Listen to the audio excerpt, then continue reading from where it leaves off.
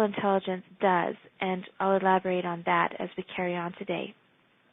We also have aesthetic intelligence, and that would be your artists, Michelangelo, the famous people who create things. Some architects have a combination of abstract and aesthetic intelligence that enables them to create things that other people can't.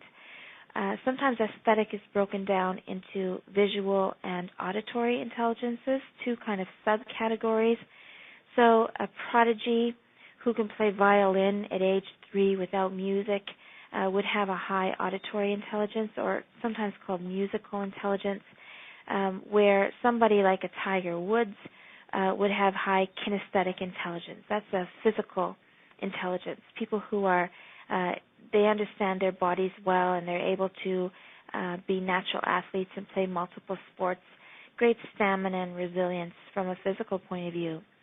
And sometimes it happens, depending on how we're raised, how we're conditioned, maybe how our parents groom us for a future they envision for us, which intelligence we build on.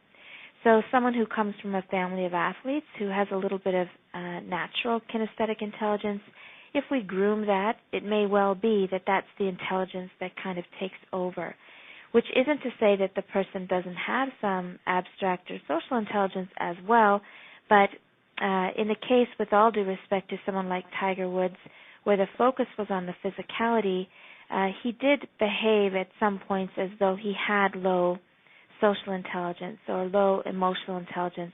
He, in some situations, one could argue, didn't practice the restraint that highly socially intelligent people would exhibit. So I want to say for the record that one intelligence doesn't override the other in terms of making you a better or more powerful or generally smarter person.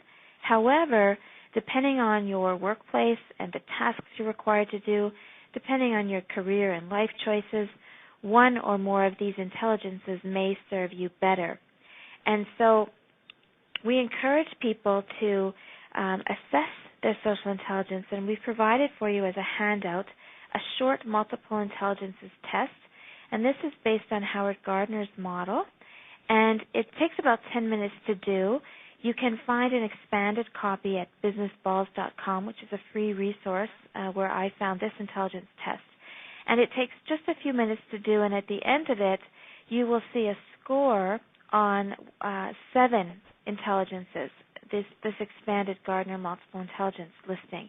So if you're looking at that handout now, it's on the bottom half of